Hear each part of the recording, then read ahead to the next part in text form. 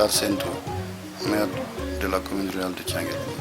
Il y a quelques mois, on est passé ici, monsieur le maire, mais les classes, votre école primaire de Saint-Lucie était dans un état complètement dégradé. Aujourd'hui, quelques mois après, vous avez réussi à investir, l'établissement sont propres, les classes étaient propres, tout est clean, comme le diraient les Anglais. Je ne sais pas par quel miracle vous avez réussi cette transformation. Nous avons réussi cette transformation avec les recettes locales que nous avons quand même amassées pour pouvoir refaire l'école qui nous faisait quand même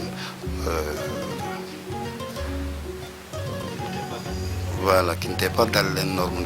qui a été décoiffée en 2012. Donc nous avons fait ça une de nos priorités. Et aujourd'hui, Diessa sent bien faire les choses, que l'école est complètement rénovée.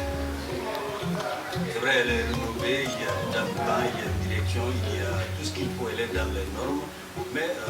est-ce que ce sont les recettes, le fait d'améliorer les recettes et de les sécuriser seulement qui vous a permis de transformer cette école? Est-ce que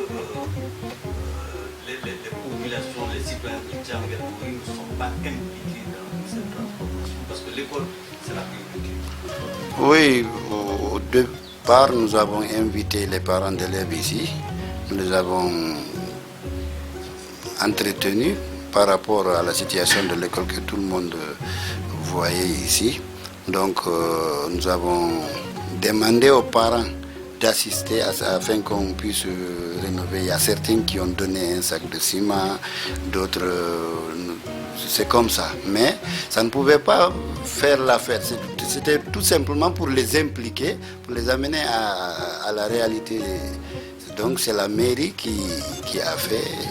l'essentiel.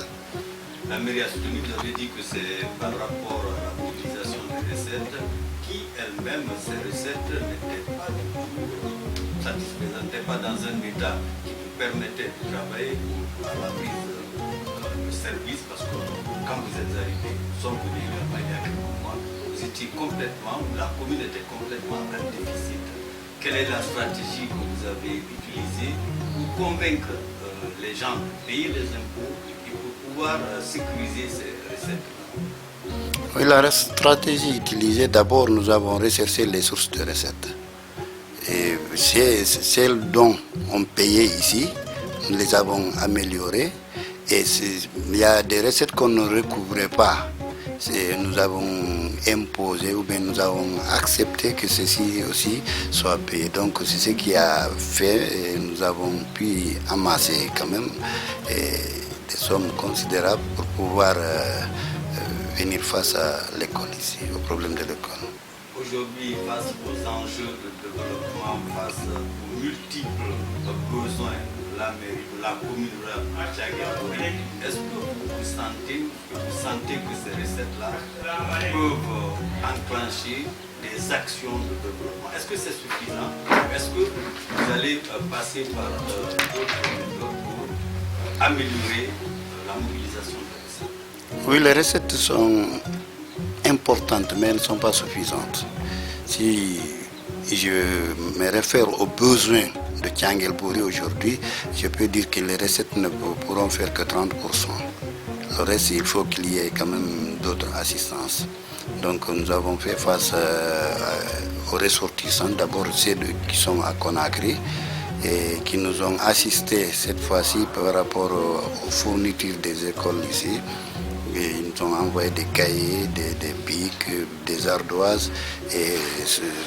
d'autres matériels que nous avons répartis entre les 24 ou 25 établissements que nous possédons ici. Donc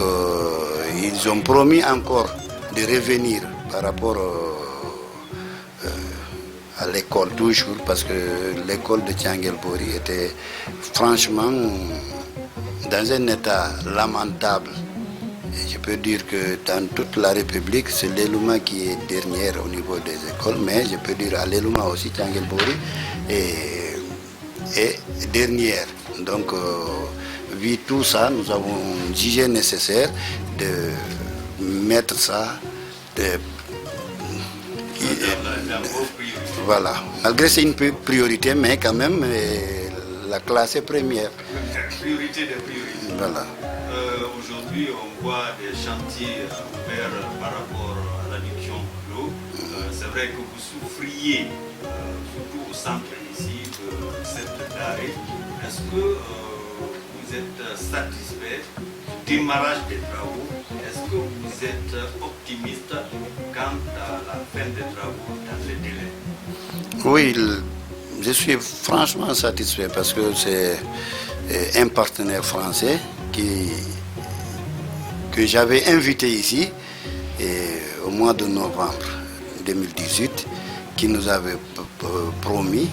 de nous assister. Il gère une fondation appelée les Frères du Sud, ce qui est sous couvert de la Fondation de France. Donc, et par rapport à l'exécution,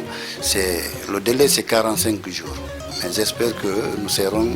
dans le délai quand même par rapport aux travaux qui se font sur le terrain. Allez, monsieur le maire, Arnaud l'épicerie nous fait dire à l'école de Cassandre Mondo et l'école du Wikadi, Harry Faïda Daro Tako, à Kekodi Kano, Hande Baby Arti, Mentavi l'école de Cassandre, Labi, Laba, Watama, et Nan, Waiwasi, Nandia Dia l'école. Nyanda ko honto renguno fi wattugo no l'école mo fi no jande newra na fayde. Ok, l'école on ɗo ko no woniri hari no waɗani men mapunde molanade saabu ko ñortanoɗo ɗo itti 2012 donc mais tawi no hersini e tawi kadi fay ɓen ala ka jangga e ko l'école ɓurɗo mawnude école ji ɗin Thianguel Bory ko oɗo tum mari ɗo 6 groupe pédagogie classe jeego luttuɗin ala donc ɓay men ari aray men daari d' abord recette ji wodunoɗi ɗin min ɓeyditi ɗin ɗon so ari goɗɗi ɗin no jolti ko wona ittede comme min ñeñini kadi min hiwi ko woni e arde kon min ɗaɓɓiti kadi goɗɗi ɗi tawata saria no newnani men saria no mewnani men ƴantugol min ɗaɓɓiti ɗin ɗon kadi min wattiɗi e ƴanteteɗi donc ko moɓodiral ɗum ɗon fof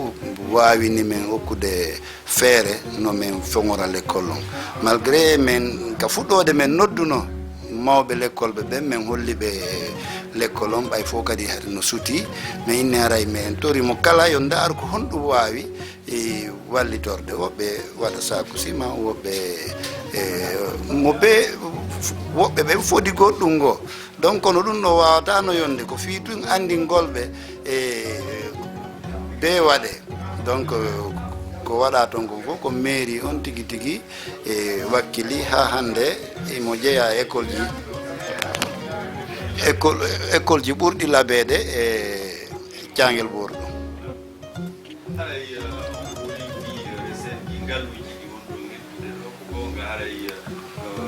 golle buy waɗama kono e wimoɗon fewtude ko faaleji jama Thianguel Bory on hatodiri kon est ce que ɗi ɓen jawle ɗe wonɗon moɓitirde hiwon no wawi gollude golleji Thianguel Bory ko Thianguel Bory ko faala non ko wona mawɓede kon ko buy kono yonata faale ɗen saabu noon e faale ɗen no mawni ko duwa waɗede ɗo ko no ɗuuɗi fof ko hana waɗede donc haray miɗo wawi wiide ko moɓete ɗo kon ko e nder temedere ko 50 on ɗe wawata wadde il faut haray balle goo ɗaɓɓire e cenɗe goo donc ɗum ɗon feere ala c'est Thianguel Bory ɗo meɗen hatton jinni e piiji ɗuɗuɗi donc recette ji ɗin koɗi gera o ɗi wawata yonde ko min faala ko haray be men suto e ressortissant ɓe ɓen min suto partenaire ɓe wallitotoɓe ɓen kadi haray ko ɗum ɗon wawata hokkude ɓantal ka commune amen ɗo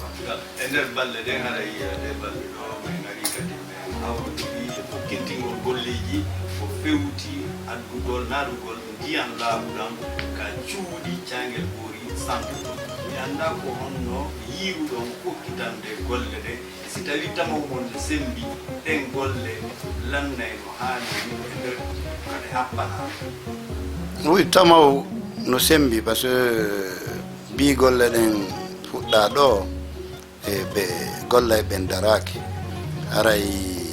mi en tañƴini ko balɗe 45 e entreprise on fodi ko ɗum woni cahier de charge e partenaire on aray o wawi wadde min tañƴini noon e no woni yarde ɗo ni e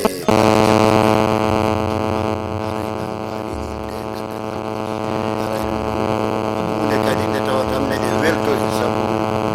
jama on Thiangel Bory ɗo no soñjori ndiyam ɗo ko forage ji ɗiɗi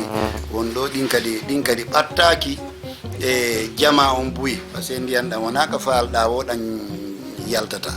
joni noon si tawi ɗam wawi ilde ɗam ɓatto yimɓe ɓen tawa kadi ko ndiyam laabu ɗan hara naaɗi boyli ɗi wowɗen jasande hoore men ga haray en tañƴini ɓeyda cellal ngal e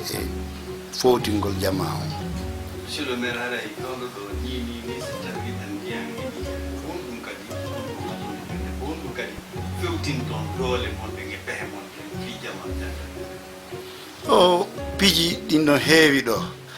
ni d'abord meɗen mari école ji miɗo wawi wiide 6 ɗi tawata ɗin ɗon e si tawi ko haqiqa goɗɗo sorata ley ton jangga ɗin ɗon ko duwaɗi wattitede ma darne goɗɗi go wona wattitugol donc ɗum ɗon ko goɗɗum go watti kadi e bange cellal ngal poste de santé ji no woodi kono il faut golle ɗen par ce que hikka e ka monitorage yawtuɗo ɗo ko Thiangel Bory woni premier e heede ley donc haray famama ko honno woniri ko menen pooɗi bukkol ngol leeluma ɗo et c'est pas normal Thiangel Bory hande no hecci commune ji leeluma ɗin fof e bangeji ɗin fop ɗuɗugol yimɓe margol ngaluga goɗɗo yaltata et donc on ne doit pas être dernier ɗum ɗon miɗo tañƴini noon avec élan mo min ƴetti ɗo sengo ka cellal on e ñande men fottoye leeluma o min hettay premiére place on ɗum ɗon tawti kadi piiji ɗi he Thiangel Bory ɗo fof koko hani darnude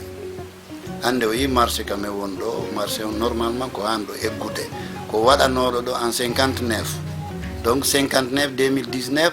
ɗum ko ɗum woni 60 ans joni donc ɗum ɗon haray hani joni o yaara nokkugo kadi ka ɓuri ni janɗude ka ɓuri ni kadi gollade ɗum ɗon e koko waɗɗi daral ngal min jogui ngal kadi ngal woni joni ka nder saare e no jeeya e ko tampini yimɓe ɓen sengo nawnaje dammiɗi arayɗi ɗin raaɓay jooɗi wonɗi gaaɗi donc aray ɗum ɗon kadi ngal ɗon kadi no waɗɗi ngal sottaka ngal woni ɗon ngal yaha kadi ka sera donc aray épiji ɗuɗuɗi laawi e sifatako ɗo ko aray ko men toroto ko kala yiɗuɗo Thiangel Bory ɓiɗɗo Thiangel Bory jatiguijo Thiangel Bory koyo waɗu ɓantal Thiangel Bory ngal ko priorité mum on daara kan kadi ko honɗum o wallitorta Thiangel Bory fiyo Thiangel Bory e hettu place muɗum on par ce que min ɗo yiɗe ka région Laɓe ɗo si Laɓe Saare iwi aray luttuɗi meɗe wawi teɗodirde lutti si men gollanay ɗum on kono Allah no hokki men commune mo tawata no hecci commune ji ɗuɗuɗi e nder Laguine ɗo aray. On jarama monsieur. Merci monsieur Ba e Kanté. On jaram en ko men makete Alassane Diallo a ndewde men yeeya tew seeɗa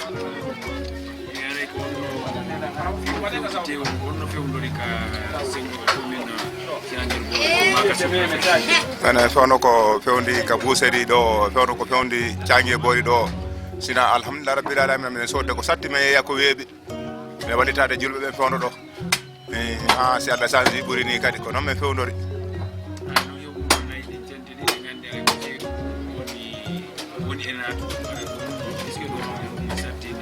si ceeɗu ngu ari hitande ɓe minen hawra e sattede kono ara Allah nodde no feƴƴira kadi e jammo ƴeran men hejji e julɓe kadi